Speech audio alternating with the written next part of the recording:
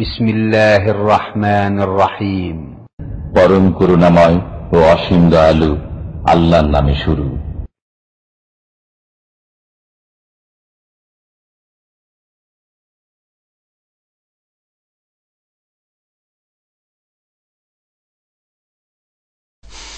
আসসালামু আলাইকুম ওয়া রাহমাতুল্লাহি ওয়া বারাকাতুহু। ইন্নাল হামদালিল্লাহ নাহমাদুহু ওয়া নাস্তাঈনুহু ওয়া নাস্তাগফিরুহু ওয়া নাউযু বিল্লাহি মিন শুরুরি আনফুসিনা ওয়া মিন সাইয়্যাতি আমালিনা। মান ইয়াহদিহিল্লাহু ফালা মুদিল্লা লাহু ওয়া মান ইউদ্লিলহু ফালা হাদিয়া লাহু। ওয়া আশহাদু আল লা ইলাহা ইল্লাল্লাহু ওয়াহদাহু লা শারীকা লাহু ওয়া আশহাদু আন্না মুহাম্মাদান আবদুহু ওয়া রাসূলুহু সাল্লাল্লাহু তাআলা আলাইহি ওয়া আলা আলিহি ওয়া সাহবিহি ওয়া সাল্লামা তাসলিমান কাসীরা। আম্মা বা'দ। فقد قال المؤلف رحمه الله تعالى فصل في جلسته صلى الله عليه وسلم ثم يرفع رأسه مكبرا غير رافعين يديه ثم يجلس مفترشا يفترش اليسرى ويجلس عليها وينسب اليمنى ويضع يديه على فخذيه إلى آخره। আল্লাহ পাকের সমস্ত প্রশংসা যে আল্লাহ পাক রব্বুল আলামিন একক, যার কোনো শরীক নেই। সে আল্লাহ পাকের যাবতীয় প্রশংসা যে আল্লাহ পাক রব্বুল আলামিন তার রাসূল সাল্লাল্লাহু আলাইহি সাল্লামকে পাঠিয়েছেন মানব জাতির হেদায়েতের উদ্দেশ্যে। তার অনুসরণে রয়েছে সার্বিক কল্যাণ। সালাত এবং সালাম নাযিল প্রিয় নবী মুহাম্মদ রাসূলুল্লাহ সাল্লাল্লাহু আলাইহি সাল্লামের উপর, যার সালাতের মতো সালাত আদায়ের নির্দেশ দান করেছেন তিনি সাল্লাল্লাহু আলাইহি ওয়াসাল্লাম। সাল্লু কামা রাআইতুমুনি উসাল্লি, যেমন রাসূলুল্লাহ সাল্লাল্লাহু আলাইহি সাল্লামকে নামাজ পড়তে দেখলে, সালাত আদায় করতে দেখলে সেই রকমই সালাত আদায় করো। আমাদের সংক্ষিপ্ত জাদুল মাদের আজকের দর্শের বিষয়বস্তু হচ্ছে রাসূলুল্লাহ সাল্লাল্লাহু আলাইহি সাল্লামের সালাতের বৈঠক। বসতেন কেমন করে এবং দুই সেজদার মাঝখানে বসা, তাশাহুদে বসা ইত্যাদি এই বিষয়গুলি বলছেন লেখক। সুম্মা ইয়ারফাউ রাসাহু মুকাব্বিরান গায়রা রাফিন ইয়াদাইহি, অতঃপর রাসূলুল্লাহ সাল্লাল্লাহু আলাইহি সাল্লাম নিজ মাথা উঠাতেন তাকবীর দিয়ে, আল্লাহু আকবার বলে সেজদা থেকে মাথা উঠাতেন। কারণ এর আগের আলোচনা ছিল রাসূলুল্লাহ সাল্লাল্লাহু আলাইহি সাল্লামের সেজদা সম্পর্কে, রাসূলুল্লাহ সাল্লাল্লাহু আলাইহি সাল্লামের আদর্শ সেজদা সম্পর্কে। তো সেজদা থেকে মাথা উঠাতেন কি বলে? আল্লাহু আকবার বলে। গায়রা রাফিন ইয়াদাইহি, যখন সেজদা থেকে মাথা উঠাতেন তখন রাফুল ইয়াদাইন করতেন না, হাত না উঠিয়ে, দুই হাত না উঠিয়ে। সেজদা থেকে উঠলেন, উঠার পরে বসতেন। সুম্মা ইয়াজলিস মুফতারিশান ইয়াফতারিশুল ইউসরা, তারপরে বসতেন পা বিছিয়ে। কোন পা বিছিয়ে? ইয়াফতারিশুল ইউসরা, বাম পা বিছিয়ে। বাম পা বিছিয়ে বাম পায়ের উপর বসতেন। ওয়াজলিসু আলাইহা, বিছিয়ে দিতেন এবং তার উপর বসতেন, বাম পায়ের উপর বসতেন নিতম্ব রেখে। ওয়ানসিবুল ইয়ুমনা, ডান পাকে দাঁড় রাখতেন বা খাড়া রাখতেন।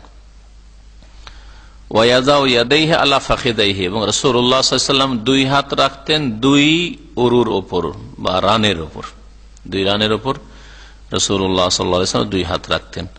ওয়াজআলু হাদ্দা মিরফাকাইহি আলা ফাখিদাইহি, এবং তার দুই কনয়ের শেষ সীমানা করতেন তিনি আলা ফাখিদাইহি, তার দুই রানের উপর। মানে দুই কনয়ের শেষ সীমানা, কনই হচ্ছে এটা, হ্যাঁ, এটা কোথায় থাকতো? রানের উপরই থাকতো, এভাবে থাকতো না, রানের উপরে থাকতো। আর হাত দুটো কোথায় রাখতেন? ওয়াজআলু হাদ্দা মিরফাকাইহি, মানে দুই যে মিরফাক, এই মিরফাক এর সীমানা, দুই সীমানাকে রাখতেন আলা ফাখিদাইহি, কোথায়? রানের উপর।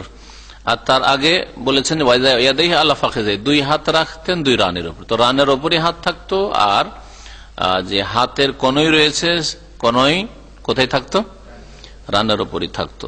তার মানে বাইরে এইভাবে থাকতো না, এইভাবে থাকতো না, রানের উপরে হাত থাকতো আর কনইটাও রানের উপরেই থাকতো। ওয়াতারফা ইয়াদাইহি আলা রুকবাতাইহি, আর একটু বাকি থাকলো, সেটা হচ্ছে দুই হাতের অগ্রভাগ, তারফ মানে কিনারা, এই দিকটা তারফ মানে কিনারা। তো দুই হাতের কিনারা বা অগ্রভাগ কোথায় থাকতো? আলা রুকবাতাইহি, দুই কিসের ওপর? হাঁটুর উপর, 2 হাঁটুর উপর। তাহলে হাত যখন রেখেছিলেন হাতটা কিন্তু রানের উপর থেকে গেছে, আর একটু আগাইতে হবে হাতটা। বাম পায়ের উপর বসলেন বিছিয়ে, ডান পা খাড়া করে, ওই দিক ঠিক আছে, পিছনে আপনারা দেখেন, ঠিক আছে না? ওয়াকাবাদা, আরো কাজ আছে, বসে থাকেন আপনি। ওয়াকাবাদা ইসনাইন মিন আসাবিহি, 2 আঙ্গুলকে মুড়িয়ে নিতেন, এই 2 আঙ্গুল। কি বলে এটাকে? কনিষ্ঠা। এটা কি? হ্যাঁ, অনামিকা, জি, রিং, এই যে, ঠিক আছে, মুড়িয়ে নিতেন। তারপরে কি করতেন? ওয়াহাল্লাকা হালকাতান, আর একটা গোলাকার তৈরি করতেন, গোলাকার, হ্যাঁ, বৃদ্ধা দিয়ে, আর কি দিয়ে? হ্যাঁ, বৃদ্ধার পর তর্জনী, এটা শাহাদাতটাকে তর্জনী বলে, এটা মধ্যমা, হ্যাঁ মধ্যমা, জি, মিডিল ফিঙ্গার। আরবি নাম জানা আছে আপনাদের? খেনসির, বেনসির, উস্তা, হ্যাঁ, সাবাবা, সাব্বাবা বা শাহাদাত, আর এটা হচ্ছে এভাম, হ্যাঁ, এভাম, এদিক থেকে বৃদ্ধা, তর্জনী, তারপরে মধ্যমা, অনামিকা, কনিষ্ঠা, জি জি। একটা গোলাকার তৈরি করতেন, হাতটা ওইভাবে করেন, 2 আঙ্গুল মুড়িয়ে নিলেন, গোলাকার তৈরি করলেন। বাকি থাকলো এখন কি? শুধু শাহাদাতের আঙ্গুল।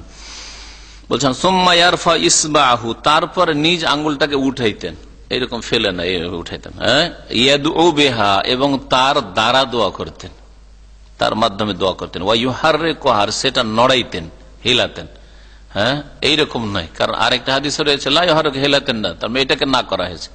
এইরকম করলে সুন্নতের খেলাফ। আর ইশারা করতে, এক হাদিস আর এক হাদিসের ব্যাখ্যা করে, এখানে বলা হয়েছে ওই হাদিসের শব্দটা যেখানে হাররাকা মানে হিলাতেন বা নড়াতেন, নড়াতেন কিভাবে? ইউশির, ইশারা করে, ইশারা এইভাবে হয়, ইশারা এরকম হয় না। তো এটাকে না করা হয়েছে লা ইউহাররিকু, আর এটা হিলাতেন, ইউহাররিকু মানে ইউশিরু বিহা, ইশারা করতেন। আর ইশারা করে কি করতেন? এই আঙ্গুল দ্বারা ইয়াদউ বিহা, বললেন না, হাদিসের শব্দ কিন্তু এটা, লেখক যদিও নিজের ভাষা উল্লেখ করেছেন রাসূলুল্লাহ এরকম করতেন, কিন্তু হাদিসে রয়েছে নবী সাল্লাল্লাহু আলাইহি ওয়াসাল্লাম কি করতেন? শাহাদাতের আঙ্গুলের ইশারা করতেন, ওয়া ইয়াদউ বিহা, এবং তা দিয়ে দোয়া করতেন, জবানেও দোয়া করতেন আর আঙ্গুল দিয়ে দোয়া করতেন। তাহলে ইশারা করা বা হেলানোটা হচ্ছে দোয়া। সুম্মা ইয়াকুলু, তারপরে বলতেন, মানে এই 2 সেজদার মাঝখানে বলতেন, আল্লাহুম্মা গফিরলি ওয়ারহামনি ওয়াজবুরনি ওয়াহদিনি ওয়ারযুকনি। আর এক রিওয়ায়াতে সহিহ বুখারীতে ওয়াফিনি রয়েছে, সেখানে ওয়াজবুরনি, আল্লাহুম্মা গফিরলি ওয়ারহামনি ওয়াহদিনি ওয়াফিনি ওয়ারযুকনি, তাহলে ওখানে ওয়াহদিনি নেই। তো পার্থক্য আছে, যেগুলি সহিহ হাদিস দ্বারা প্রমাণিত সেগুলির যে কোনো একটা দোয়া পড়তে পারেন। আল্লাহুম্মা গফিরলি ওয়ারহামনি, আল্লাহুম্মা গফিরলি ওয়ারহামনি ওয়াহদিনি ওয়াফিনি ওয়ারযুকনি, সহিহ বুখারীতে রয়েছে। এখানে যে রিওয়ায়াতটা রয়েছে এটা হচ্ছে আবু দাউদের আর তিরমিজির, সেটাতে রয়েছে আল্লাহুম্মা গফিরলি ওয়ারহামনি ওয়াজবুরনি ওয়াহদিনি ওয়ারযুকনি। হ্যাঁ, তো এখানেও 5টা রয়েছে, কিন্তু এখানে কি নেই? তাহলে ওয়াজবুরনি এখানে আছে, ওয়াফিনিটা নেই, জি, আর যেখানে ওয়াফিনি আছে সেখানে ওয়াজবুরনি নেই। এই বাক্যগুলির অর্থ কি? আল্লাহুম্মা গফিরলি, আল্লাহ আমাকে ক্ষমা করে দাও, মাফ করে দাও, ওয়ারহামনি, আমার উপর দয়া করো, ওয়াজবুরনি, কি বলতে পারো ওয়াজবুরনি মানে? আল্লাহ আমার ঘাটতি পূরণ করে দাও, যাওয়ার মানে ঘাটতি পূরণ করা, হ্যাঁ, দোষ ত্রুটি মুক্ত করে দাও আমাকে, আমার ঘাটতি পূরণ করে দাও মানে কি? আল্লাহ আমার মধ্যে খুব ঘাটতি রয়েছে, ত্রুটি রয়েছে, অভাব রয়েছে, আল্লাহ তুমি ত্রুটি মুক্ত করে দাও, হ্যাঁ, ত্রুটি মুক্ত করে দাও, ভুল মুক্ত করে দাও, ভুল ভ্রান্তি রয়েছে, অসম্পূর্ণতা রয়েছে ইমানে আমলে, অজবুরনি, আমার ঘাটতি পূরণ করে দাও, আমার নেক আমলে ঘাটতি রয়েছে, আমার তা পুরা করে দাও, ওয়াহদেনি, এবং আমাকে সঠিক রাস্তা দেখা, হিদায়াত করো, ওয়ারযুকনি, এবং আমাকে রিজিক দান করো। হাকাযা যাকারাহু ইবনে আব্বাস রাদিয়াল্লাহু আনহু, এইভাবে আব্দুল্লাহ বিন আব্বাস রাদিয়াল্লাহু আনহুমা বর্ণনা করেছেন। তাহলে 2 সিজদার মাঝখানে এই দোয়া আব্দুল্লাহ বিন আব্বাস রাদিয়াল্লাহু তাআলা আনহু বর্ণনা করেছেন, নবী করিম সাল্লাল্লাহু আলাইহি ওয়াসাল্লাম থেকে প্রমাণিত। ওয়া যাকারা হুযায়ফা আনহু, আর হুযায়ফা রাদিয়াল্লাহু আনহু বর্ণনা করেছেন রাসূলুল্লাহ আন্নাহু কানা ইয়াকুল, নবী সাল্লাল্লাহু আলাইহি ওয়াসাল্লাম এরকম বলতেন, আল্লাহুম্মা গফিরলি, আল্লাহুম্মা গফিরলি, আল্লাহুম্মা গফিরলি, ওয়া রাব্বিগফিরলি, রাব্বিগফিরলি, রাব্বিগফিরলি, আরেকটি রিওয়ায়াতে রয়েছে। সুম্মা ইয়ানহাজু আলা সুদুরি কদমাইহি ওয়া রুকবাতাইহি মুতামিদান আলা ফাখিযাইহি, যখন সিজদা হয়ে যেত তখন কি করতেন? উঠতেন, দুই সিজদার পরে আলা সুদুরে কদমেহি, দুই পায়ের ওপর ভর দিয়ে, ও রুকবাতাইহি, আর হাঁটুতে ভর দিয়ে, মুতামিদান আলা ফাখিদাইহি, নিজের হাত রেখে দুই রানের ওপর হাত রেখে, রানে ভর দিয়ে, এই তামাদ মানে ভর দিয়ে, রানের ওপর হাত ভর দিয়ে উঠতেন, পা এবং হাঁটুর ওপর ভর করে, আলা সুদুরে কদমেহি, সেজদা থেকে তাহলে দ্রুত উঠে যেতেন। বলতে চাইছেন যে জালসা ইস্তেরাহাত যেটা বিরতির বৈঠক, এটা করতেন না রাসূলুল্লাহ সাল্লাল্লাহু আলাইহি ওয়াসাল্লাম থেকে, এরকম প্রমাণিত রয়েছে। তো এইটা উঠা তাহলে কেমন হইল? এর আগের গত সপ্তাহের আলোচনাতে এসছে যে যখন সেজদায় যেতেন রাসূলুল্লাহ সাল্লাল্লাহু আলাইহি ওয়াসাল্লাম রুকু থেকে উঠার পরে, তখন আগে কি রাখতেন? ইবনুল কাইয়িম রাহমাতুল্লাহ আলাইহি প্রাধান্য দিয়েছেন, আগে হাঁটু রাখার কথাকে প্রাধান্য দিয়েছেন। সালাফি আইম্মায়ে কিরাম যারা কোরআন সুন্নাহর অনুসারী, কোন মাযহাবের অন্ধ তাকলিদ না করে, তাদের মধ্যে ইবনুল কাইয়িম রাহমাতুল্লাহ আলাইহি মুহাদ্দিসিনদের অনেকের বিপরীত তিনি বলেছেন যে আগে হাঁটু রাখাটাই হচ্ছে সুন্নাত, উনি বলেছেন। অন্যান্যরা যদি বলছেন আগে হাত রাখা, যেমন নাসিরউদ্দিন আলবানী রাহমাতুল্লাহ বলছেন আগে হাত রাখাই সুন্নাত। এই বিষয়ে বড় বড় মুহাদ্দিসদের ইখতিলাফ রয়েছে, এই জন্য বলেছি যে এই ক্ষেত্রে বাড়াবাড়ি না করে যেটা আপনাকে সহি লাগে অথবা যেটা সুবিধা হয় করেন। সাধারণ মানুষের জন্য সহি জয়ীফ আপনি যাচাই করবেন কি করে? তো কথা হচ্ছে যে প্রত্যেকের দলিল আপন আপন জায়গায় বা যুক্তি কম নয়, সেই জন্য যেটা সুবিধা হয় করেন। সেজদায় যাওয়ার ক্ষেত্রে এইরকম যে আগে হাঁটু রাখলে, উঠার ক্ষেত্রে, উঠার সময় আগে কি উঠাবেন? আগে হাঁটু উঠাবেন, আগে হাত উঠিয়ে নেবেন। হাত যেহেতু রানের উপর রেখে দিলেন, তাহলে আগে হাত উঠিয়ে নিয়েছেন। হ্যাঁ, যেমন আমাদের হানাফিরা করে, এবং আহমদ বিন হাম্বল বা হাম্বলীদের মত ওইটাই, আর ইবনুল কাইয়িম রাহমাতুল্লাহর মত এটাই, যে কি করতে হবে? ওঠার সময়, নামার সময় আগে হাঁটু রাখবেন, আর ওঠার সময় আগে হাত উঠাবেন, হাঁটু পরে উঠাবেন, এটা। আর অন্যান্য মুহাদ্দিসিন কিরামরা তারা বলছেন, এবং শাফি, তারপরে আর কি বলছে নাসিরউদ্দিন আলবানী রাহমাতুল্লাহ, আহলে হাদিস ওলামারা, তারা বলছেন যে ওঠার সময় হাতে ভর দিয়ে উঠবেন। তাহলে আগে হাতে ভর দিয়ে উঠলে আগে কি উঠে যাবে? হাঁটু উঠে যাবে, তারপর হাত উঠবে, এইরকম তারা বলছেন। ফাইদা নাহাদা ইফতাতাহাল কিরাত, যখন দাঁড়াইতেন তখন আবার তেলাওয়াত শুরু করতেন, ইফতাতাহাল কিরাত। ওয়ালাম ইয়াসকুত, আর এখানে নীরব থাকতেন না, কামা ইয়াসকুতু ইনদাল ইস্তিফতাহ, যেমন তিনি নীরব থাকতেন প্রথম রাকাত শুরু করার সময়, দুআ ইস্তিফতার সময়। তাকবীরে তাহরিমার পরে যে সুবহানাকা আল্লাহু ওয়া বিহামদিকা সানাই পড়েন, আর ইন্নী ওয়াজ্জাহাতু পড়েন, আল্লাহু বাইদ বাইনি পড়েন, এটা হচ্ছে দুআ ইস্তিফতাহ। ইস্তিফতার সময় যেমন তাকবীর আর সূরা ফাতিহার মাঝখানে কিছুক্ষণ কি থাকতেন? নীরব থাকতেন, চুপ থাকেন রাসূলুল্লাহ সাল্লাল্লাহু আলাইহি ওয়াসাল্লাম, আর তাতে কোন একটা দোয়া এরকম পড়তেন। এখানে দ্বিতীয় রাকাতে কিন্তু কি করতেন না? চুপ থাকতেন না, বিরতি দিতেন না, উঠেই দাঁড়িয়েই তেলাওয়াত শুরু করে দিতেন। সুম্মা ইউসাল্লি সানিয়াতা কাল উলা, তারপরে দ্বিতীয় রাকাত আদায় করতেন প্রথম রাকাতের মতোই, ইল্লা ফি আরবাতি আশিয়া, তবে চারটি বিষয়ে পার্থক্য হইত। ভালো করে এটা শুনে রাখেন, খুব সুন্দর কথা এখানে উল্লেখ করেছেন যে প্রথম রাকাত দ্বিতীয় রাকাতের সাথে পার্থক্য, চারটি ক্ষেত্রে, আর কোন পার্থক্য নেই, একই রকম প্রথম রাকাত দ্বিতীয় রাকাতের মতোই, কিন্তু পার্থক্য কতটা? চারটা দিকে পার্থক্য রয়েছে। এখানে লেখক রহমতুল্লাহ আলাইহি যখন একটি মাসলা উল্লেখ করেছেন যে আলা সুদুরে কদমাইহি, উঠার সময় পায়ে ভর দিয়ে আর হাঁটুতে ভর দিয়ে চট করে উঠে যেতেন, মানে জালসা ইস্তেরাহাত, বিরতির বা বিরামের বৈঠক করতেন না, বিরামের বৈঠক করতেন না, এটা অনেক আইম্মায়ে কেরামদেরই মত।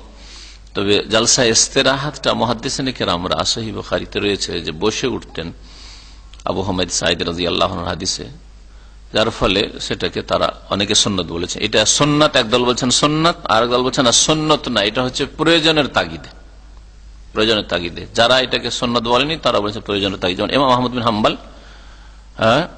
ইমাম আবু হানিফার মত বলেছেন যে এটা সুন্নাত না, জালসা ইস্তেরাহাত। জালসা ইস্তেরাহাত কোনটা আবার বুঝেন ভালো করে। প্রথম রাকাতে দুই সেজদা পুরা হলো, তারপরে দ্বিতীয় রাকাতের জন্য যখন উঠবেন, তৃতীয় রাকাত পড়া হলো, চতুর্থ রাকাতের জন্য যখন উঠবেন, এই সময় একটু বসে উঠবেন, যেমন ভারত, বাংলাদেশ, পাকিস্তান আহলে হাদিসরা উঠে। এখানে কিছু লোকেরা উঠে, অল্প লোকেই ডাইরেক্ট উঠে যায়, ঠিক না? তো এই দুটোই মতের পিছনে দলিল রয়েছে, কিন্তু যারা জালসা ইস্তেরাহাতটা করে না বা মানে না, যেমন হানাবিলা বা এখানকার অধিকাংশ আলেমরা বা ইমামরা করে না, তারা বলছেন যে এটা প্রয়োজনের তাগিদে, এটা সুন্নতের তাগিদে না, সুন্নত না এটা। যদি কারো শরীর ভারী হয়, উঠতে অসুবিধা হয়, ডাইরেক্ট উঠতে অসুবিধা হচ্ছে, তাহলে বসে নিয়ে উঠুক। নবী সাল্লাল্লাহু আলাইহি ওয়াসাল্লাম যখন বয়স হয়ে গেছিল তখন এরকম করেছেন, এটা বলতে চাইছে। তাহলে সুন্নত হিসাবে করেনি রাসূলুল্লাহ সাল্লাল্লাহু আলাইহি ওয়াসাল্লাম। আর প্রশ্ন পরে, আর অন্যরা বলছেন, কি বলছেন, আহলে হাদিস ওলামা বলছেন না এটা সুন্নত। তো হাদিসে আছে দুটোই। এই হাদিসটা যঈফ নয়, কিন্তু মুসনাদ আহমদ আছে, অন্যান্য কিতাবে রয়েছে যে নবী সাল্লাল্লাহু আলাইহি ওয়াসাল্লাম উঠে যেতেন দ্বিতীয় রাকাতের জন্য বা চতুর্থ রাকাতের জন্য আলা সুদুরি কাদমিহি। এই হাদিসটাও সহিহ। আর দুটোর সমন্বয় করতে গিয়ে তারা এরকম বলেছেন যে এটা সুন্নত না, প্রয়োজনে করতে পারে। একটা জিনিস মনে রাখবেন, যদি আপনি ইমামতি করেন এমন এক দলের যারা জালসা ইস্তেরাহাত জানে না বা করে না, অভ্যস্ত নাই, তাহলে আপনার উঠে যাওয়া উচিত চট করে। জালসা ইস্তেরাহাতের সুন্নত কিনা নিশ্চিত নয়, নবী সাল্লাল্লাহু আলাইহি ওয়াসাল্লাম করেছেন মানেই যে সুন্নত হবে। হইতে পারে শেষ জীবনে করেছেন, শরীর ভারী হয়ে গেছিল, প্রয়োজনে করেছেন, এটাও হইতে পারে, হইতে পারে। আর প্রত্যেকটা মাসলা আহলে হাদিস ফতোয়া দিলেই সেটা যে একবারে 100% সহিহ হইতে হবে জরুরি নয়। ইজতিহাদ পথ খোলা আছে। ইবনুল কাইয়িম রাহমাতুল্লাহ আহলে হাদিসের ইমাম, সুতরাং ভারত, বাংলাদেশ, পাকিস্তান আহলে হাদিস একটা আমল করছে, সেই জন্য একবারে 100% ধরে নেবেন যে ওইটাই ঠিক, অন্যটা ভুল, কখনো এইরকম সংকীর্ণতা যেন না থাকে। ওর চাইতে বড় আহলে হাদিস ইবনুল কাইয়িম রাহমাতুল্লাহ আলাইহি। আজকালকার আহলে হাদিসের চাইতে বড় আহলে হাদিস ছিলেন ইবনুল কাইয়িম রাহমাতুল্লাহ আলাইহি। তো কথা হচ্ছে যে যদি দেখেন আপনি, যেমন সৌদি আরব, আপনি এখানে নামাজ পড়াচ্ছেন, এখানকার কোন মসজিদ, আর এরা জলসা ইস্তেরাহাত করে না, মুক্তাদিরা জানে না, করে না সাধারণ লোক। হানাফিদের আপনি ইমামতি করছেন দেশে, ওরাও জানে না, আর আপনি জলসা ইস্তেরাহাতে বসে গেলে ওই দিকে ওরা দাঁড়িয়ে বসে আছে, আপনি বসে আছেন, ও দাঁড়িয়ে গেছে আর আপনি বসে আছেন, তাহলে কি করলেন? গুনাহগার বানিয়ে দিলেন। আপনার এই সুন্নত যেটা অত নিশ্চিত সুন্নত নাই, সেটা করতে গিয়ে গুনাহগার বানিয়ে দিলেন আপনার পিছন মুসল্লিদেরকে। স্পষ্ট? জি হ্যাঁ। এই জন্য এখানে কিছু কিছু ইমামকে দেখি যে জলসা ইস্তেরাহাত করে কিন্তু তাকবীর দেয় না। যেমন এখানে বড় জামা মসজিদের ইমাম সাহেবকে জলসা ইস্তেরাহাত করে নিলে, এখন আল্লাহকে বলে, অথচ সেজদাতে উঠে গেছে, বসে গেছে, ওটা করে যখন উঠছে তখন আল্লাহু আকবার, তাহলে ওর আগে আর উঠতে পারবে না মুক্তাদি। আর এক হিকমত অবলম্বন করে, কৌশল অবলম্বন করে অনেকে। প্রথম রাকাত দ্বিতীয় রাকাতের মতোই, বা দ্বিতীয় রাকাত প্রথম রাকাতের মতোই, তবে কয়টি জিনিসে বললাম? 4টি জিনিসে। ইল্লা ফি আরবাতে আশিয়া। একটা হচ্ছে আসুকুত, নীরব থাকাই। প্রথম রাকাতে তাকবীরে তাহরিমার পর নবী সাল্লাল্লাহু আলাইহি সাল্লাম নীরব থাকছেন, আপনি নীরব থাকবেন কিছুক্ষণ, মানে ইস্তিফতার দোয়া পড়বেন। হ্যাঁ, দ্বিতীয় রাকাতে নীরব থাকবেন না, উঠেই আপনি তেলাওয়াত শুরু করে দেবেন সূরা ফাতিহা বিসমিল্লাহ বলে। আর দ্বিতীয় পার্থক্য হচ্ছে ওয়াল ইস্তিফতা, ইস্তিফতা পড়ায়। প্রথম রাকাতে তাকবীরে তাহরিম পর ইস্তিফতা দোয়া আল্লাহু বাইদ বিনি পড়েন, ইন্নী ওয়াজ্জাহতু পড়েন, আর সুবহানাকাই পড়েন, কোন একটা পড়বেন আপনি। দ্বিতীয় রাকাতে ইস্তিফতা দোয়া পড়বেন না, সুন্নত নয়। তৃতীয় পার্থক্য হচ্ছে তাকবীরাতুল ইহরাম, তাকবীরে তাহরিমা দোয়া। প্রথম রাকাতে তাকবীরে তাহরিমা দিয়ে আপনাকে নামাজ শুরু করতে হবে। দ্বিতীয় রাকাতে সেজদা থেকে উঠার তাকবীর ছিল, উঠে আর কোন তাকবীর নেই, হলো পার্থক্য। 4 নম্বর পার্থক্য ওয়া তাতওয়িলহা, আর এটাকে লম্বা করা, এই রাকাতটাকে তাতওয়িলুর রাকাহ, এই রাকাতকে লম্বা করা। প্রথম রাকাতটা দ্বিতীয় রাকাতের তুলনায় লম্বা হবে, দুটো সমান সমান হবে না। প্রথম রাকাত দ্বিতীয় রাকাতের তুলনায় কি হবে? লম্বা হবে। বরং একটা হাদিস রয়েছে এই মর্মে, সেই হাদিস যে প্রথম রাকাতটা দ্বিতীয় রাকাতের দ্বিগুণ কাছাকাছি হইতো, দ্বিগুণ কাছাকাছি হইতো। কেন প্রথম রাকাত এত লম্বা কথা? নবী সাল্লাল্লাহু আলাইহি ওয়াসাল্লাম যাতে করে যারা একটু আছে, প্রস্তুতি নিচ্ছে নামাজের জন্য, এসে প্রথম রাকাতে পেয়ে যেতে পারে। কিন্তু দ্বিতীয় রাকাত ওই খেয়াল রাখার কোনো প্রয়োজন করে না।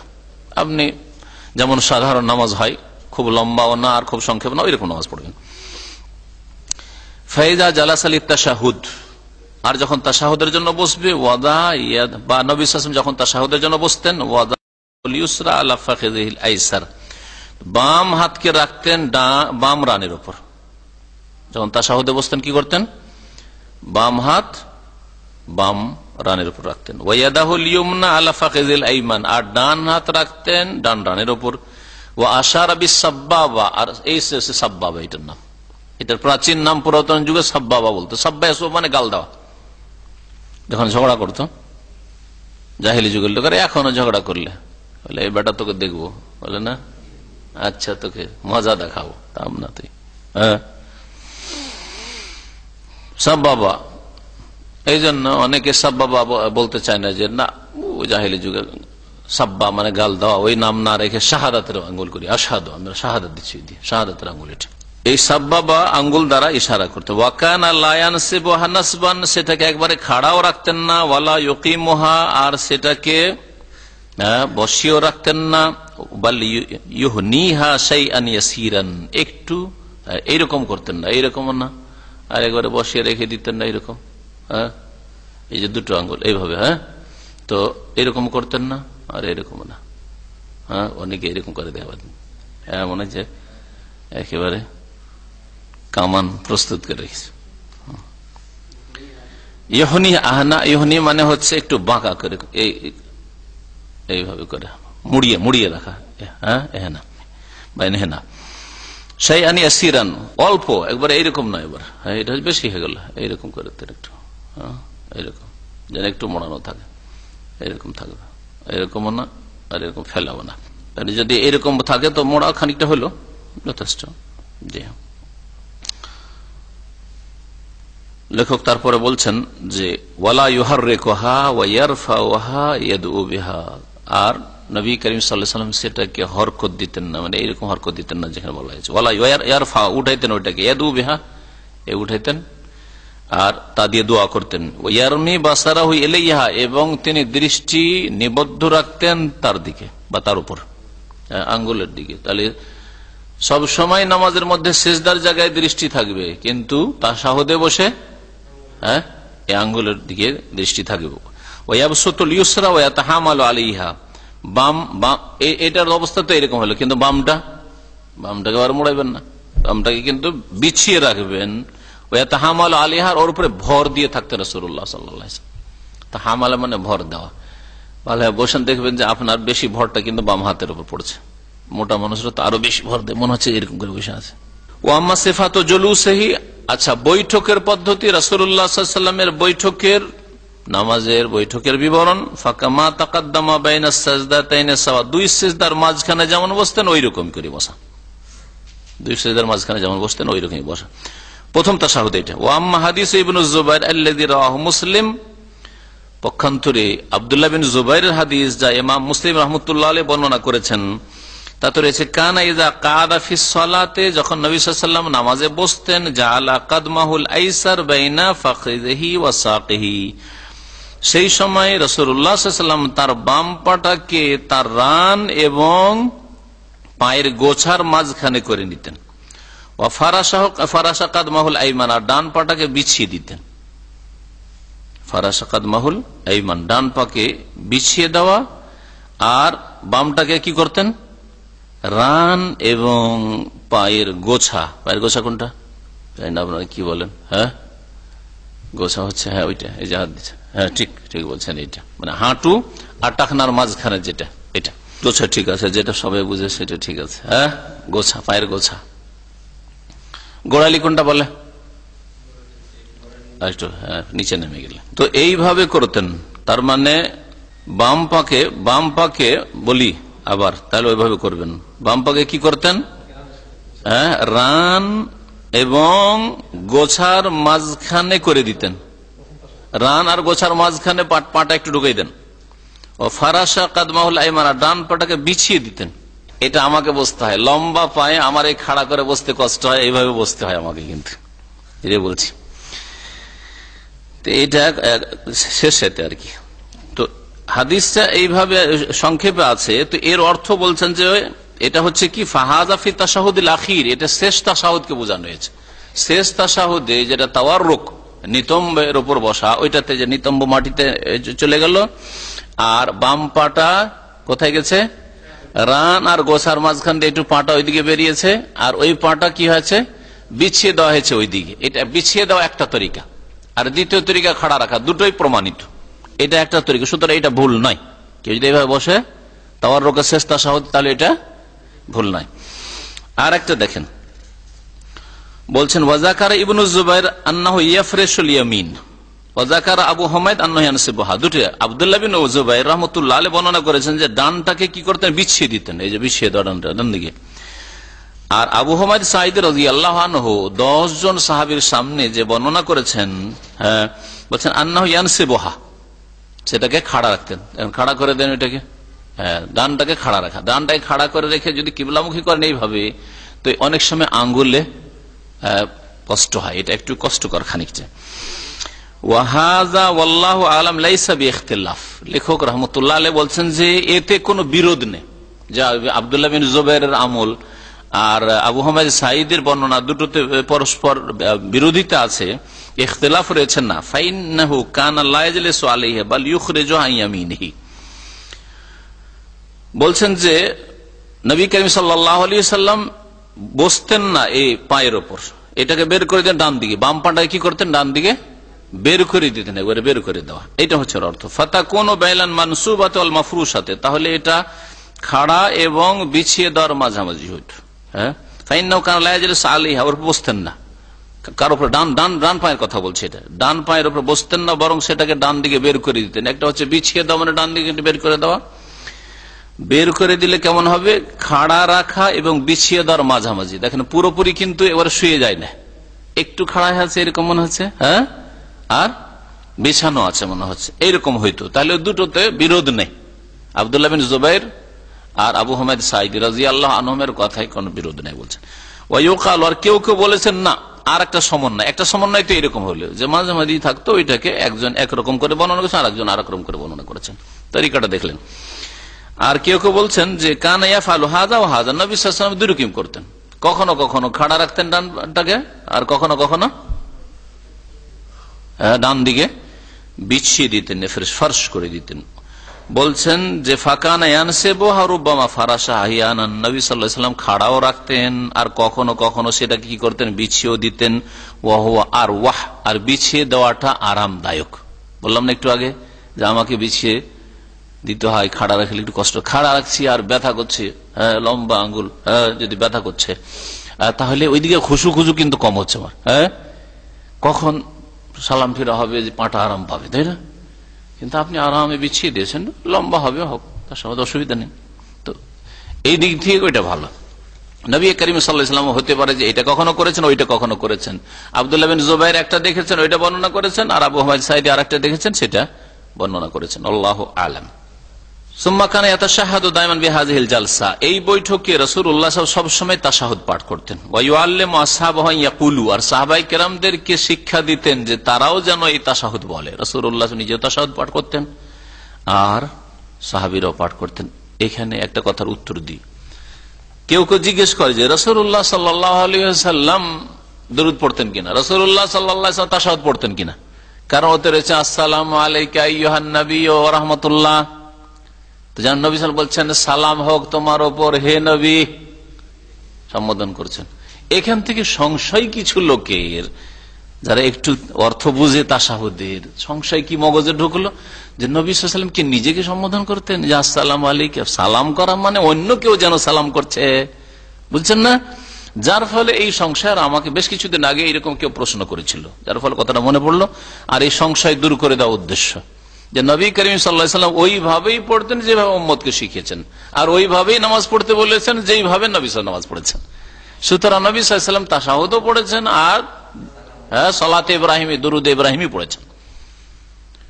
তিনি বলছেন আসসালামু আলাইকা আইয়ুহান নবী, হে নবী তোমার প্রতি সালাম হোক, রাহমাতুল্লাহ আল্লাহ পাকের রহমত হোক, বারাকাত আল্লাহ পাকের বরকত হোক। তিনি বলছেন, নিজেকে সম্বোধন করছেন তোমার উপর। কেন আমরা বলি না? নিজে কখনো কখনো পাগলামি বা বোকামি করে দিয়ে নিজে কি বোকা বলে, কিন্তু অনেকে অন্যকে বুঝতে দিবে না যে আমি বোকা হয়েছি আজকে, কিন্তু নিজেকে বললে আরে আমি এমন বোকা রে, এমন বোকা কি হয়, চাবিটাকে দরজাটা বন্ধ করে ঝুলিয়ে চলে এসছেন বাসা থেকে, পরে চাবি পাচ্ছেন না, দেখেন যে চাবি ঝুলা আছে, নিজেকে বেকু বলবেন না যে আমার মতো বোকা কেউ আছে, এই তো সুযোগ করে দিলাম চোরের জন্য। এমনি যদি দরজাটা টানা থাকতো তাও ভালো ছিল, কারণ চাবি দেখতে পেত না, লোকের ভাবতো যে না দরজা বন্ধই আছে, লক আছে হয়তো, কিন্তু যখন চাবিটা ঝুলছে তো মজা হয়েছে চোরের, ঠিক না? তো এইরকম পাগলামি করে দিয়ে অনেকে নিজেকে পাগল বলে। এমনও কোন পাগল আছে, একজন ছিলেন এরকম একজন আলেম আমাদের এলাকায়, আর ভালো আলেম, 40 বছর ধরে বুখারী পড়াই, কিন্তু বুদ্ধি সম্পর্কে মানে এমন গাফিল যে মাঝে মধ্যে উনি এরকম করতেন, কয়েকবার এরকম করেছেন। দরজাটা বন্ধ করে মাদ্রাসায়, জানালা খোলা আছে, মাদ্রাসা থেকে যাবেন, চাবিটাকে জানলা দিয়ে চালিয়ে এতে ওই তার খাটের ওপর বা যে চকি আছে ওর উপরে রেখে দিয়েছে, যে চাবিটা আর কত বোঝা করে নিয়ে বেড়াবো ভিতরে। এগুলো কোনো কাল্পনিক কথা বলছি না। আচ্ছা বলে এরকম কাজ যদি কেউ করে ফেলেন, আমি ওইটা ওই জন্য দিলাম, ওইটা অনেকের হয়ে থাকে। কয়েকদিন আগে আমার ছেলে এরকম করেছে, বাসা থেকে তো ফ্যামিলি নাই, ও বন্ধ করে 4-5 মিনিট আগে, আলহামদুলিল্লাহ যে 4-5 মিনিটের ব্যবধান, 4-5 মিনিট আগে ও দরজা বন্ধ করে চাবিটা ঝুলিয়ে দিয়ে চলে এসছে। 5 মিনিট পর উপরে উঠে দেখে, আরে মাশাআল্লাহ চাবি ঝুলছে, বাড়িতে কেউ নেই, বাসায় কেউ নেই, সুবহানাল্লাহ, তো মুশকিল। আলহামদুলিল্লাহ যে 5 মিনিটের মধ্যে আমি পৌঁছে গেছি, টেলিফোন করছি, কোথায়? দরজা বন্ধ করে এসেছি, চাবি খুঁজছে। তো অনেক সময় নিজেকে মানুষ বেকুব, তোর মতো কেউ বেকুব আছে, কিন্তু নিজেকে বলছেন আপনি। তো এইরকম যদি সম্বোধন আপনি করতে পারেন, রাসূলুল্লাহ সাল্লাল্লাহু আলাইহি ওয়াসাল্লাম আল্লাহ পাক নির্দেশ যে তুমি আত্তাহিয়াত পড়ো, তাশাহুদ পড়ো, তুমি আল্লাহুম্মা সাল্লি আলা মুহাম্মদ পড়ো, নবী সাল্লাল্লাহু আলাইহি ওয়াসাল্লাম পড়েছেন। নবী করিম সাল্লাল্লাহু আলাইহি ওয়াসাল্লাম পড়তেন তাশাহুদে আত্তাহিয়াতু লিল্লাহি ওয়াস সালাওয়াতু ওয়াত তাইয়্যিবাতু ওয়াসসালামু আলাইকা আইয়ুহান নবী ওয়া রাহমাতুল্লাহি ওয়া বারাকাতুহু, আসসালামু আলাইনা ওয়া আলা ইবাদিল্লাহিস সালিহিন, আশহাদু আল্লা ইলাহা ইল্লাল্লাহ ওয়া আশহাদু আন্না মুহাম্মাদান আবদুহু ওয়া রাসূলুহু। এটা হচ্ছে প্রসিদ্ধ আব্দুল্লাহ বিন মাসউদ রাদিয়াল্লাহু তাআলা আনহু থেকে বর্ণিত। তাশাহুদের শব্দের একটু পার্থক্যের সাথে আরো বেশ কিছু রিওয়ায়াত বা বর্ণনা রয়েছে, হাদিস রয়েছে। আবু মুসা আশআরী থেকে, উমর রাদিয়াল্লাহু তাআলা থেকে পার্থক্য রয়েছে, সেগুলিতে রয়েছে আবু হুরায়রা থেকে আত্তাহিয়াতু আসসালাওয়াতুল মুবারাকাতু, কোনটাতে আছে আযাকিয়াতু, এইভাবে রয়েছে। যা হোক সেগুলি অপ্রসিদ্ধগুলিতে যাচ্ছে না, কারণ একটা পড়লে, যে কোনো একটা পড়লে হয়, এতটুকু জানা যথেষ্ট। কেউ যদি আব্দুল মাসউদের বর্ণনা যেটা প্রসিদ্ধ এটা না পড়ে অন্য আর একটা পড়ে নেই, যথেষ্ট। যেইভাবে বর্ণিত হয়েছে সেইভাবে কোন একভাবে পড়লেই যথেষ্ট। আত্তাহিয়াতু লিল্লাহ, আল্লাহর জন্য তাহিয়াত, সালাওয়াত আল্লাহর জন্য, আর তাইয়্যিবাত আল্লাহর জন্য। এগুলির মানে কি? সবগুলি কিন্তু ইবাদত, তাই না? তাহিয়াত হচ্ছে মৌখিক ইবাদত, মৌখিক ইবাদত কার জন্য? আল্লাহর জন্য, কারণ তাহিয়া সালাম জবানে হয়ে থাকে, বাচনিক ইবাদত আল্লাহর জন্য। ও সালাওয়াত, সালাতে যদিও বাচনিক ইবাদত রয়েছে, কিন্তু তার মধ্যে যেটা বাহ্যিক ইবাদত রয়েছে সেটা হচ্ছে শারীরিক, দৈহিক ইবাদত। তাহলে শারীরিক বা দৈহিক ইবাদত আল্লাহর জন্য। অতএব তাইয়্যিবাত মানে হচ্ছে আর্থিক ইবাদত, আর্থিক ইবাদত সমস্ত আল্লাহর জন্য। তার মানে সমস্ত রকমের ইবাদত বন্দেগী কার জন্য? লিল্লাহ, আল্লাহর জন্য। এই তাশাহুদ পড়ার পরে রাসূলুল্লাহ সাল্লাল্লাহু আলাইহি ওয়াসাল্লাম যে তাশাহুদ পড়তেন, এখানে কিন্তু লম্বা সময় বসতেন। ওয়া কানা ইউখাফফিফুহু জিদ্দান, এই প্রথম তাশাহুদকে নবী সাল্লাল্লাহু আলাইহি ওয়াসাল্লাম খুব হালকা করতেন। কান্না আলা রাদফি, এমন অল্প সময় বসতেন যে যেন তিনি গরম পাথরের উপর বসে আছেন। গরম পাথর উপর কেউ যদি বসে থাকে তো বেশিক্ষণ বসবে না, যতক্ষণ খুব জরুরি ততক্ষণই বসবে, ব্যাস। ওয়ালাম ইউনকাল আনহু ফি হাদিসিন কাত আন্নাহু কানা ইউসাল্লি আলাইহি ওয়া আলা আলিহি ফিহি ওয়া লা ইস্তাইযু ফিহি মিন আযাবিল কবরি ওয়া আযাবি জাহান্নাম ওয়া ফিতনাতিল মাহইয়া ওয়াল মামাত ওয়া ফিতনাতিল মাসিহিদ দাজ্জাল। বলছেন যে প্রথম তাশাহুদে রাসূলুল্লাহ সাল্লাল্লাহু আলাইহি ওয়াসাল্লাম দুরূদ ইব্রাহিমও পড়েন, আল্লাহুম্মা সাল্লি আলা মুহাম্মাদ আল্লাহুম্মা বারিক আলা মুহাম্মাদ, এটাও কখনো পড়েননি, বর্ণিত নয় এটা। আর রাসূলুল্লাহ সাল্লাল্লাহু আলাইহি ওয়াসাল্লাম ওই দুআ মাসুরাগুলি যে 4টি জিনিস থেকে পানা চাওয়া, এটাও প্রথম তাশাহুদে করেন না, কখনো করেন। কাত বলছেন ফি হাদিসিন কাত, কোন হাদিসে নেই। ওয়ালাম ইউনকাল আনহু, আর তা নবী সাল্লাল্লাহু আলাইহি ওয়াসাল্লাম থেকে বর্ণিত হয়নি ফি হাদিসিন কাত, কোন হাদিসে কখনো, যে আন্নাহু কানা ইউসাল্লি আলাইহি, যে তিনি তার উপর দুরূদ সালাত পেশ করতেন, ওয়া আলা আলিহি, তার বংশধরের প্রতি, ওয়ালা ইস্তাইযু ফিহি, আর তাতে পানা চাইতেন, মিন আযাবিল কবর, কবরের আযাব থেকে, জাহান্নামের আযাব থেকে, জীবন মরণের ফিতনা থেকে, আর মাসিহুদ দাজ্জালের ফিতনা থেকে, এটা কখনো করতেন না তিনি। কোন তাশাহুদে? প্রথম তাশাহুদে। ওমান ইস্তাহাব্বাহু, কেউ কেউ কিন্তু মুস্তাহাব বলেছে, ওর খণ্ডন করছেন যারা মুস্তাহাব বলেছে, এরা বুঝতে ভুল করেছে। আম হাদিসগুলি, যে হাদিসগুলিতে প্রথম তাশাহুদ না দ্বিতীয় তাশাহুদ বলা হয়নি। ওই হাদিসগুলিকে ওরা ফিট করে দিয়ে প্রথম তাশাহুদের উপর, কিন্তু আসলে সেই হাদিসগুলি আসলে প্রযোজ্য শেষ তাশাহুদের ক্ষেত্রে, ওগুলি প্রথম তাশাহুদের ক্ষেত্রে নয়। বলছে ওমান ইস্তাহাব্বাহু, যারা মুস্তাহাব বলেছে, ফাইন্নামা ফাহিমাহু মিন উমুমাত, তারা আম ব্যাপক অর্থপূর্ণ হাদিসগুলি থেকে বুঝেছে, এটা তাদের বুঝা, এটা তাদের বুঝ।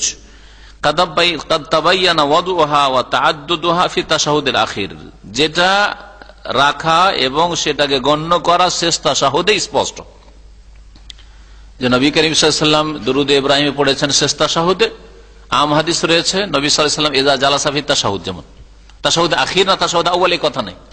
রাসূলুল্লাহ সাল্লাল্লাহু আলাইহি ওয়াসাল্লাম যখন প্রথম তাশাহুদে, না প্রথম নাই আর দ্বিতীয় নেই, নবী সাল্লাল্লাহু আলাইহি ওয়াসাল্লাম যখন তাশাহুদে বসতেন তখন আত্তাহিয়াত পড়তেন আর সালাত আলান নবী করতেন আর চারটা জিনিস থেকে পানা চাইতেন। এখন তাশাহুদে বসতেন, আম কথা, তাই না? ভেঙে তো বলা হয়নি কোন তাশাহুদ, ওইটাকে ফিট করতে হবে শেষ তাশাহুদ, কারণ এক হাদিস আর এক হাদিসের ব্যাখ্যা করে, অন্য হাদিস আছে ফি তাশাহুদিল আখির। তাহলে এই হাদিসগুলি থেকে বুঝে নেওয়া যে না না প্রথম তাশাহুদে দুরূদ পড়া যাবে, ওইটা যে বলা হয়েছে ফি তাশাহুদ, যখন বসতেন নবী তাশাহুদে, না ভুল বুঝেছে, তারা ভুল বুঝেছে, ইজতিহাদে ভুল করেছে। সুম্মা কানা ইয়ানহাদু মুকাব্বিরান আলা সুদুরি কদমাইহি ওয়া ইয়াদাহু আলা রুকবাতাইহি মুতামিদান আলা ফাখিযাইহি। প্রথম তাশাহুদ যখন হয়ে গেল তখন উঠবেন, কেমন করে উঠবেন? হাত জমিনে রেখে না হাত রানের উপর রেখে, একটু আগে বললাম যেটা, হ্যাঁ প্রথম রাকাতে যেমন উঠেছেন ঠিক ওই রকমই। ইবনুল কাইয়িম রাহমাতুল্লাহ আলাইহি যেটাকে প্রাধান্য দিয়েছেন সেটা হচ্ছে হাতকে রানের উপর রেখে নিয়ে হাঁটুতে ভর দিয়ে উঠবেন। আর আহলে হাদিস ওলামারা অনেক মুহাদ্দিসিনরাই বলেছেন যে হাতে ভর দিয়ে উঠবে। বলছে সুম্মা কানা ইয়ানহাজু, তারপর নবী সাল্লাল্লাহু আলাইহি ওয়াসাল্লাম দাঁড়াতেন মুকাব্বিরান তাকবীর দিয়ে আল্লাহু আকবার তাশাহুদ থেকে ওঠার সময়, আলা সুদুরি কদমাইহি দুই পায়ের উপর ভর দিয়ে, ওয়া ইয়াদাহু আর দুই হাত থাকতো আলা রুকবাতাইহি তার কিসের উপর? হাঁটুর উপর, রুকবা বলে এই যে জোড়, হাঁটুর উপর, মুতামিদান আলা ফাখিযাইহি আর দুই রানের উপর ভর দিয়ে, দুই হাত থাকতো হাঁটুর উপর কিন্তু ভর কিসের উপর? রানের উপর দিয়ে। ওয়াফি সহিহ মুসলিম, সহিহ মুসলিমে রয়েছে, ওয়াবাযে তুরুকিল বুখারী আর সহিহ বুখারী কিছু সনদে রয়েছে, আন্নাহু কানা ইয়ারফাউ ইয়াদাইহি ফি হাযাল মাওদি, এই জায়গাতেও রাসূলুল্লাহ সাল্লাল্লাহু আলাইহি ওয়াসাল্লাম রাফুল ইয়াদাইন করতেন। যখন প্রথম তাশাহুদ থেকে উঠতেন, ওঠার পরে কি করতেন? আল্লাহু আকবার, এই যে উঠলেন তো, উঠে রাফুল ইয়াদাইন করতেন এটা। সুম্মা কানা ইয়াকরাউল ফাতিহাতা ওয়াহদাহা, তারপরে তৃতীয় রাকাতে অথবা চতুর্থ রাকাতে, এগুলো রাকাতে কি করতেন? শুধুমাত্র সূরা ফাতিহা পড়তেন। ওয়ালাম ইয়াসবুত আনহু, আর তার থেকে বর্ণিত নেই যে আন্নাহু ক্বারা ফিল আখিরাতাইনি বাদাল ফাতিহাতি শাইআন, শেষ দুই রাকাতে রাসূলুল্লাহ সাল্লাল্লাহু আলাইহি ওয়াসাল্লাম সূরা ফাতিহার পর আর অন্য কোন সূরা পড়েছেন, এটা প্রমাণিত নয়। তাহলে তৃতীয় চতুর্থ রাকাতে সুন্নাত হচ্ছে শুধু সূরা ফাতিহা পড়া, সূরা ফাতিহার পর আর অতিরিক্ত কিছু না পড়া। ওয়ালাম ইয়াকুন মিন হাদিহি আল ইলতিফাত ফিস সালাহ, নামাজের মধ্যে নবী করিম সাল্লাল্লাহু আলাইহি সাল্লামের এটা আদর্শ নয় যে নামাজ পড়বেন আর এদিকে ওইদিকে দেখবেন, এরকম নয়। ইলতিফাত মানে এদিকে সেদিকে তাকানো, এটা হচ্ছে তিন প্রকারের। একটা হারাম আর নামাজ বাতিলকারী, দ্বিতীয়টা জায়েজ নয় আর বিনা প্রয়োজনে জায়েজ নয়, যদি প্রয়োজন হয় তো জায়েজ রয়েছে, প্রয়োজনে জায়েজ রয়েছে। আর তৃতীয় যেটা হচ্ছে সেটা জায়েজ, তবে উত্তমের খেলাফ, উত্তমের পরিপন্থী। নামাজের মধ্যে গোটা শরীর যদি কেউ ফিরিয়ে দেয়, নামাজ পড়েছি কিবলামুখী হয়ে ফিরিয়ে দেয়, তো এটা জায়েজ নয়, হারাম কাজ, আর নামাজ বাতিল হয়ে যাবে। হ্যাঁ, দ্বিতীয় হচ্ছে মাথা, বডি ঠিক আছে, কিবলামুখী আছে, এরকম হইলো একটু হয়তো, হ্যাঁ এরকম হইল, যেমন অনেক সময় মোবাইলের জন্য প্রয়োজনে মোবাইল বেজে উঠেছে, দেখতে হয়েছে না, হয় না, দেখা লাগে না অনেক সময়, এটাকে অনেকে নাজায়েজ মনে করে যে দেখাই যাবে না, এইদিকে মোবাইল বাজে, সবগুলো নামাজ খারাপ করছে। তো আপনার একটু সামান্য নামাজ খারাপ হোক আর মোবাইলটা দেখে একটু বন্ধ করে দেন, না দেখলে অনেক সময় সুইচটা টিপে বন্ধ করতে পারছেন, অফও করতে পারছেন না, ঠিক না? তো সুতরাং একটু যদি প্রয়োজনে তো জায়েজ রয়েছে, এই জন্য বললাম দ্বিতীয়টা হলো প্রয়োজনে জায়েজ, হ্যাঁ, আর নামাজ বাতিলকারী নয় এটা, আর এমনি প্রয়োজন না থাকলে জায়েজ নয়। আর তৃতীয় হচ্ছে শুধু চোখের ইলতিফাত। চোখের কিরকম চোখটা একটু মাথা হিলল না, কিন্তু হচ্ছে না, এদিকে দেখে নিলাম, এদিকে দেখে নিলাম। এটা জায়েজ হইলেও উত্তমের খেলাফ নামাজের মধ্যে, ঠিক না? তো এটা কেন করবেন? তবে অনেক সময় প্রয়োজন আছে, 2 তলায় বা 3 তলায় নামাজ পড়ছেন, বুঝতে পারছেন না যে, আর ভুলেও গেছেন যে এখন তাশাহুদে বসতে হবে না উঠলো লোকেরা, একটু যদি সামান্য একটু এদিকে দেখেন তো বুঝতে পারবেন যে ওরা উঠলো কি উঠলো না। ইমাম সাহেবের সাথে নিচে তলায় আছে, কিনারার লোকেরা, ঠিক না? না দেখেন কিছু বুঝতে পারবেন না, জীবনে নামাজ পড়েনি, প্রথম নামাজ পড়েছেন, না দেখলে বুঝতে পারবেন না কি করে না করে। এরপরে হ্যাঁ, নিউ মুসলিম তবে বেনামাজি মুসলমান আমাদের দেশের, জানে না যে কয় রাকাত আর কখন কি করতে হয়, না জানে না। বিয়ে করতে গেছে নামাজ পড়তে হবে, হ্যাঁ, এইরকম নামাজি আমাদের দেশের অধিকাংশ নামাজি। জীবনে বিয়ের দিয়ে নামাজ পড়ে, আর বাপ মা মরলে নামাজ পড়ে, আপনজন কেউ মারা গেলে 2-4 দিন নামাজ ধরে নেই, এই রমজানে পড়লো একটু নামাজ, ব্যাস। আল্লাহু আকবার, আল্লাহ হেফাজত করে। রাসূলুল্লাহ সাল্লাল্লাহু আলাইহি ওয়াসাল্লাম আদর্শ ছিল নাকি ওয়ালাম ইয়াকুন মিন হাদিহি আল-সালাত, নামাজ এদিক সেদিক তাকানো। ওয়া ফি সহিহুল বুখারী, আর সহিহ বুখারীতে রয়েছে, আন্নাহু সুইলা আনহু, নবী সাল্লাল্লাহু আলাইহি ওয়াসাল্লামকে জিজ্ঞাসা করা হয় নামাজের মধ্যে এদিক ওদিক তাকানো সম্পর্কে। ফাকালা, তখন তিনি বলে, হুয়া ইখতিলাসুন ইখতালিসুহু শাইতান মিন সালাতিল আবদি, এটা হচ্ছে নামাজকে ছিনিয়ে নেওয়া, এটা হচ্ছে ছিনতাই, হ্যাঁ, যা শয়তান বান্দার নামাজ থেকে ছিনিয়ে নিয়ে থাকে। তো নামাজের মধ্যে যদি এদিক ওদিক তাকান তো শয়তান আপনার নামাজ ছিনিয়ে নিয়ে যাচ্ছে, নামাজটাকে নষ্ট করার চেষ্টা করছে। ওয়া কানা ইয়াফআলু ফিস সালাতি আহইয়ানান লিআরিদিন, আর নবী করিম সাল্লাল্লাহু আলাইহি সাল্লাম এই এদিক সেদিক তাকানোটা কখনো কখনো করেছেন লিআরিদিন, বিশেষ কোনো কারণে। যে কারণ হলে জায়েজ, বললাম যে নবী সাল্লাল্লাহু আলাইহি ওয়াসাল্লাম কোনো কারণে করেছেন।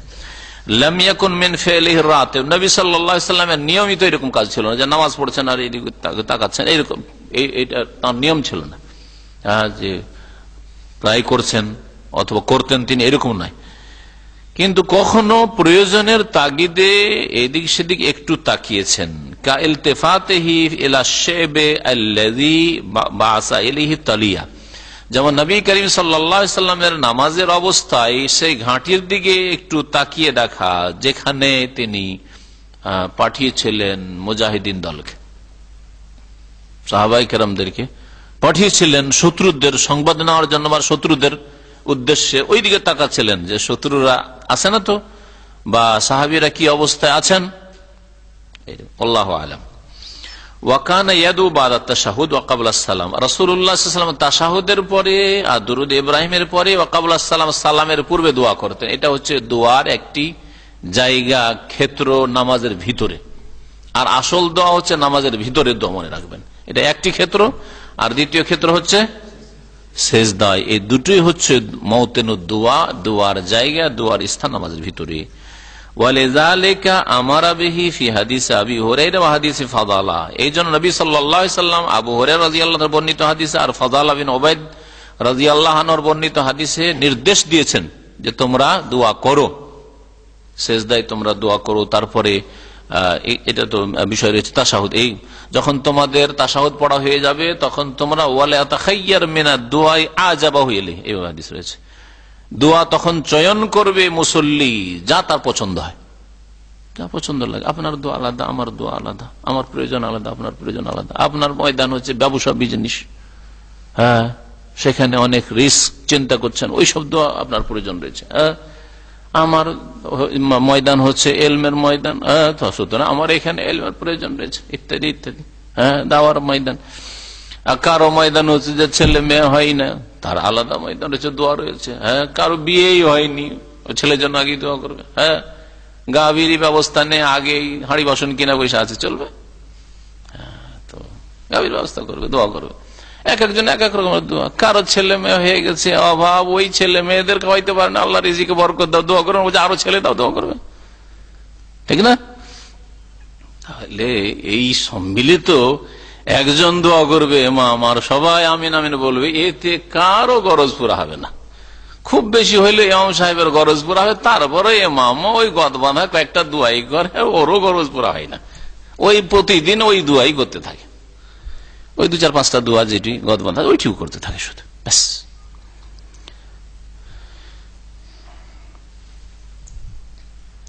এখানে লেখক রহমতুল্লাহ আলাই যেটুকু আসছে এতে এই যে মোনাজাত, বিদাতি মোনাজাতের কথা উল্লেখ করেছেন, সুতরাং সাবধান।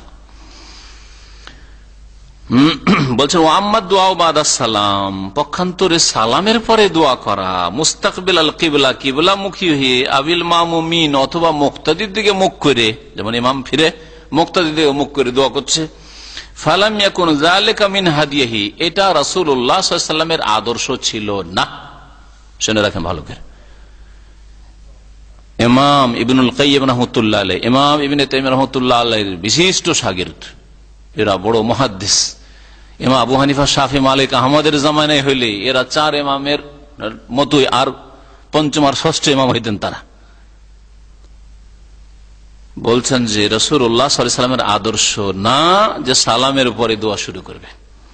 ওয়া আম্মাতুল আদিয়াতিল মুতাআল্লিকা বিস সালাতি ইন্নামা ফাআলাহা ফিহা ওয়া আমারা বিহা ফিহা, আর যেই সমস্ত দোয়াগুলি নামাজের সাথে সম্পৃক্ত রয়েছে, ওয়া আম্মাতুল আদিয়া, হ্যাঁ আম মানে সমস্ত, এখানে সমস্ত দোয়াগুলি আল মুতাআল্লিকা বিস সালাত, যেগুলি নামাজের সাথে সম্পৃক্ত, নামাজের সাথে যেগুলির সম্পর্ক, ইন্নামা ফাআলা, এই দোয়াগুলি করেছেন রাসূলুল্লাহ সাল্লাল্লাহু আলাইহি ওয়াসাল্লাম ফিহা মানে ফিস সালাত, নামাজের ভিতরে, ফিহা নামাজে, ওয়া আমারা বিহা ফিহা, আর নির্দেশও দিয়েছেন এই দোয়াগুলি করার ফিহা নামাজের ভিতরে, নামাজের ভিতরে দোয়া করা।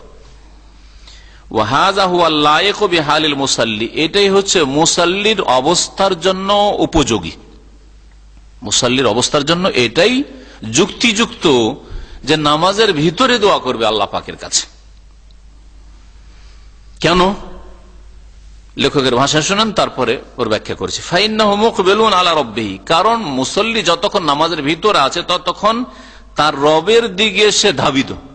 নামাজের ভিতরে দুনিয়ার সমস্ত সম্পর্ক ছেদ করেছে, না ব্যবসা, না বাণিজ্য, না স্ত্রী, না ছেলে, না মেয়ে, না বাড়ি ঘর, সবকিছুকে মগজ থেকে বের করে দিয়ে আল্লাহর দিকে ধাবিত অবস্থায় নামাজ আদায় করেছে। ফাইজা সাল্লামা, যখন সালাম ফিরে দিল, জালা জালেকা, তো আল্লাহর দিকে যে ধাবিত হয়েছিল সেটা দূর হয়ে গেল।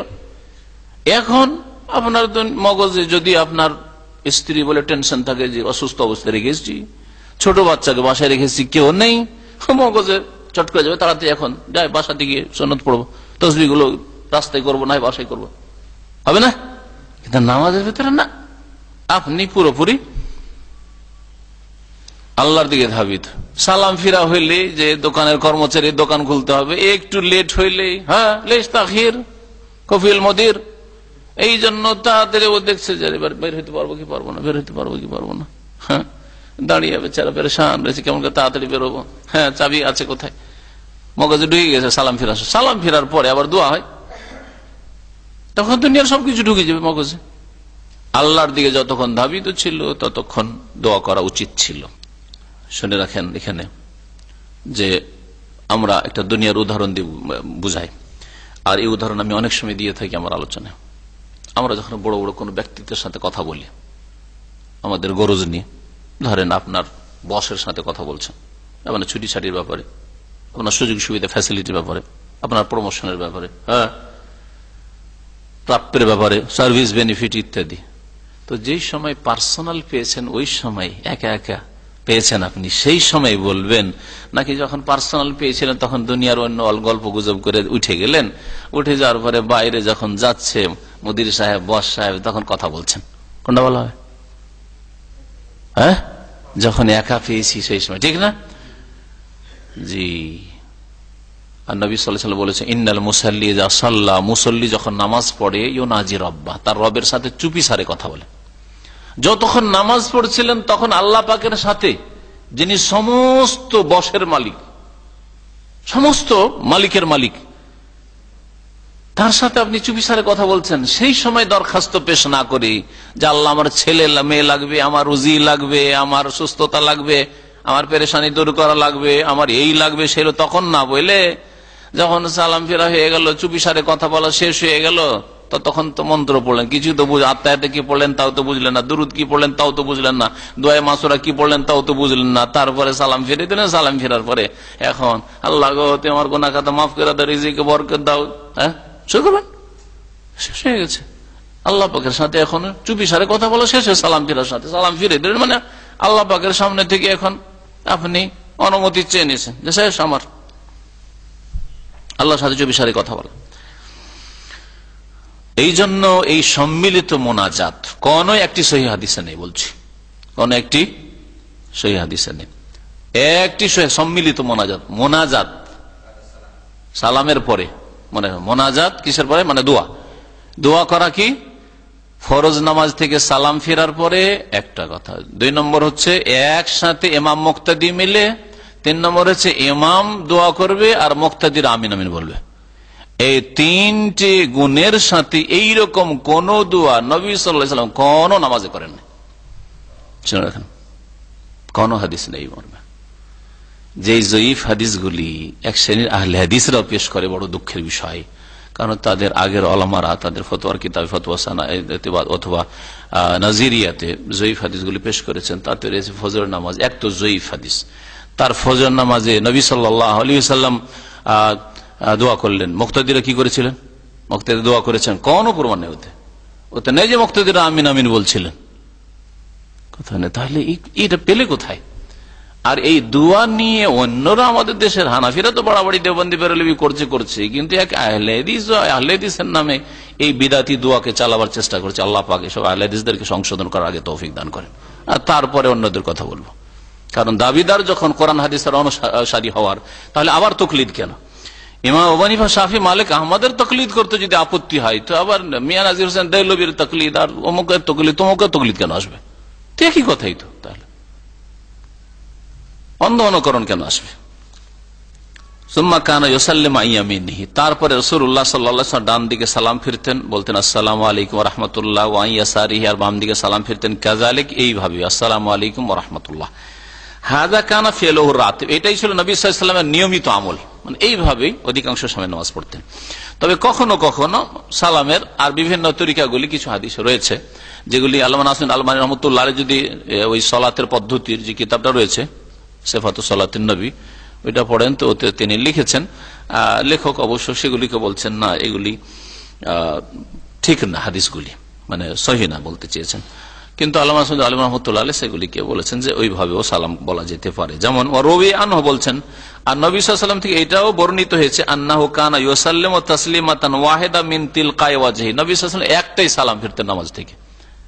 একটা সালাম ফিরলে ডানে না বামে করবেন, তো সামনের দিকে আসসালামু আলাইকুম ওয়া রাহমাতুল্লাহ, এরকম ডানে না বামে না, মিন তিলকাই ওয়াজহি সামনের দিকে, হ্যাঁ সামনে মুখ করে এবার আসসালামু আলাইকুম ওয়া রাহমাতুল্লাহ করতেন। লাকিন লাম ইয়াসবুত, ইমাম ইবনুল কাইয়িম রাহমাতুল্লাহ আলাইহি এবং শেখ মুহাম্মদ আব্দুল ওয়াহাব রাহমাতুল্লাহ বলছেন যে এটা সাব্যস্ত নয়, লাম ইয়াসবুত সাব্যস্ত নয়, প্রমাণিত নয়। ওয়া আজওয়াদু মা ফি হাদিস আয়েশা, এই মর্মে সবচেয়ে ভালো হাদিস যেটা রয়েছে আয়েশা রাদিয়াল্লাহু তাআলা আনহা থেকে বর্ণিত, ওয়াফিস সুনান, আর সুনানের কিতাবাতে আবু দাউদ, নাসাই, এইগুলি হচ্ছে সুনানের কিতাব, তিরমিজি, ইবনে মাজাহ, এগুলোতে রয়েছে লাকিন্নাহু ফি কিয়ামিল লাইল, এটা তাহাজ্জুদের নামাজের কথা রয়েছে।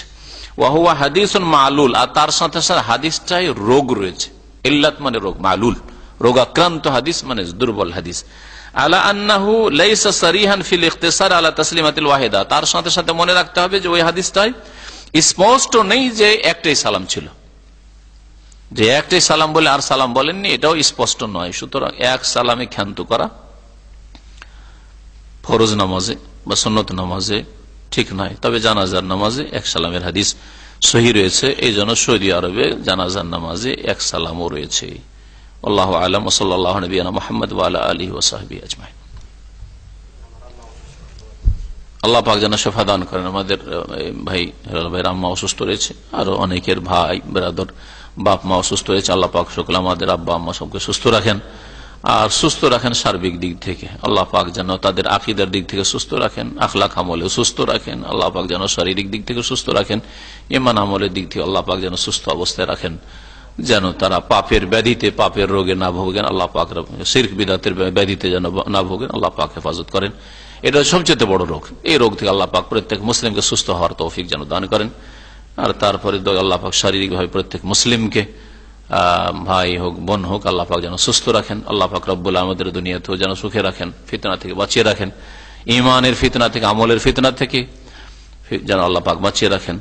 আর দুনিয়ার ফিতনা থেকে আল্লাহ পাক যেন বাঁচিয়ে রাখেন। আর আল্লাহ পাক রব্বুল আমাদের সকলকে যেন জান্নাতুল ফিরদৌস দান করেন। সুবহানাকাল্লাহুম্মা ওয়া বিহামদিকা আশহাদু আল্লা ইলাহা ইল্লা আনতা আস্তাগফিরুকা ওয়া আতুবু ইলাইক।